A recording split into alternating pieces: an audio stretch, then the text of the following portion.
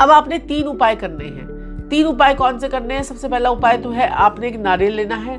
नारियल जो है गोले वाला नारियल, जिसको हम घिस कर फ्रूट्स वगैरह में, ड्राई फ्रूट वगैरह में डालते हैं और उसका कुछ खाने में प्रयोग करते हैं, खीर में भी डालते हैं। उसके बाद उसमें आपने 2 चम्मच काले तिल, 2 चम्मच सफ़ेद तिल, 2 चम्मच घी, 2 चम्मच बूरा चीनी और 2 चम्मच खसखस, ये 5 चीज़ें आपने मिलानी है। 2 चम्मच काले तिल, 2 चम्मच सफ़ेद तिल, 2 चम्मच आपने घी और जो है साथ में आपने क्या लेना है, ड्राई फ्रूट मिलाना है तो ड्राई फ्रूट भी मिला दीजिए और ये खसखस मिलाकर और बूरा चीनी मिलाकर आप जो है उसे जो है पूरा नारियल को भर लीजिए और जहाँ पर आपको दिखता है पीपल के पेड़ के नीचे जाकर उसको दबाते रहिए। ऐसा कंटिन्यूसली करते रहिए, आपके रास्ते खुलते रहेंगे, कर्जा आपको मिल जाएगा, नहीं तो चुकाने के रास्ते आपके खुलते रहेंगे।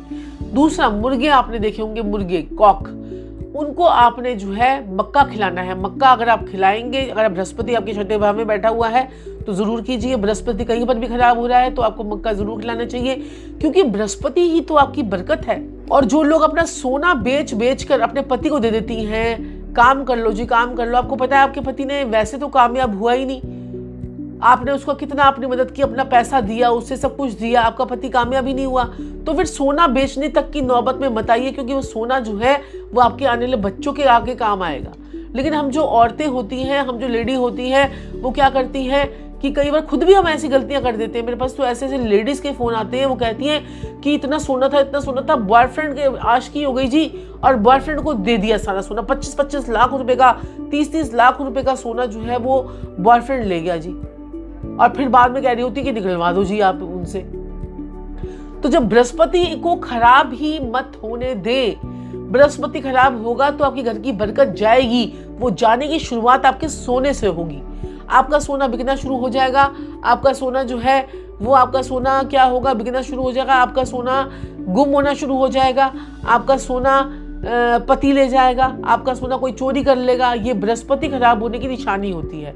बृहस्पति एक बार खराब तो आपकी बरकत जो है वो खराब हो गई। ये सब चीजें आपको देखने को मिलती हैं। दूसरा उपाय क्या करना है आपने? दूसरा उपाय ये करना है, मैंने आपको बताया कि मुर्गों को मक्का खिलाना है, पहले आपने नारियल का गोला बताया था मैंने आपको। तीसरा उपाय आपने क्या करना है, कीड़ी नागरा लगाना है। कीड़ी नागरा मैंने आपको पहले भी एक वीडियो बताई थी, उसमें भी आपको बताया था कीड़ी नागरा लगाने से हमारे पेंडिंग कर्मास जो होते हैं वो हमारे वो जो है ठीक होने शुरू हो जाते हैं। तो आपको कीड़ी नागरा आपको लगाना है। वो कैसे लगाएंगे आप? उसको लगाएंगे, क्या कहते हैं कि आपने थोड़ा सा बाजरा ले लीजिए, थोड़ी सी चीनी ले लीजिए, थोड़ा सा आप कच्चे चावल ले लीजिए, थोड़े से आपने क्या करना है, काले तिल लेने हैं, सफ़ेद तिल लेने हैं, इन सबको मिक्स कर दीजिए, आटे में मिक्स कर दीजिए।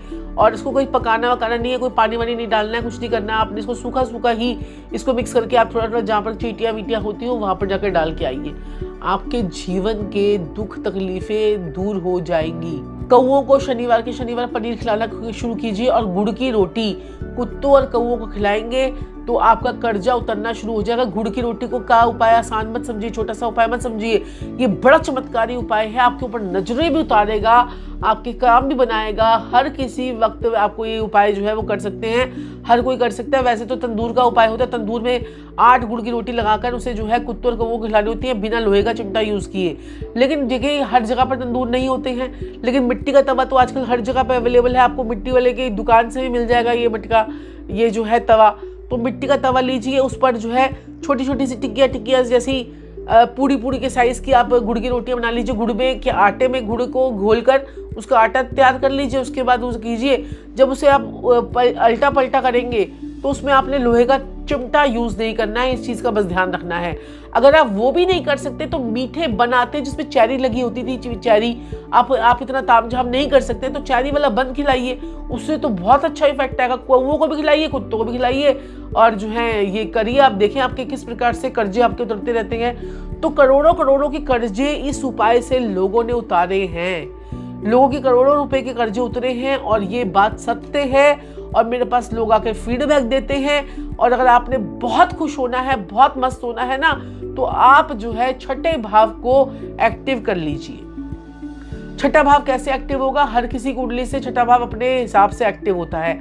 आपकी कुंडली में छठे भाव का स्वामी कौन सा है, वो कौन से भाव में बैठा है, उस भाव के स्वामी के साथ में कौन से ग्रह बैठे हैं, उसके स्वामी को कौन कौन से ग्रह देख रहे हैं, इसके अकॉर्डिंगली उनका पूरा जो है चार्ट का एनालाइजेशन करके आपका छठा भाव एक बार एक्टिव हो गया तो ना तो आपको रोग लगेंगे, ना आपको शोक लगेंगे, ना आपके जो है काम आपके अटकेंगे, और ना ही आपका जो है कोई रोग ऋण शत्रु आपका कुछ बिगाड़ पाएगा।